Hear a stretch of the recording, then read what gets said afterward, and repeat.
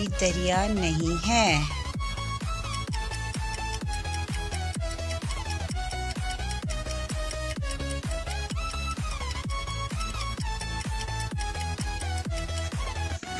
जवाब है कुवैत। अगला सवाल है, वो कौन से जानवर है जो मुख्तलिफ रंगों में फ़र्क नहीं कर सकते?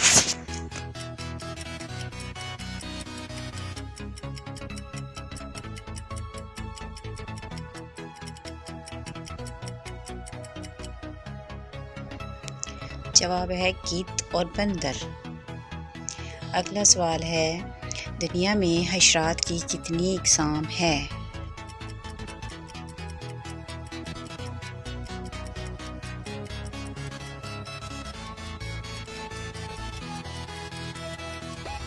जवाब है 7।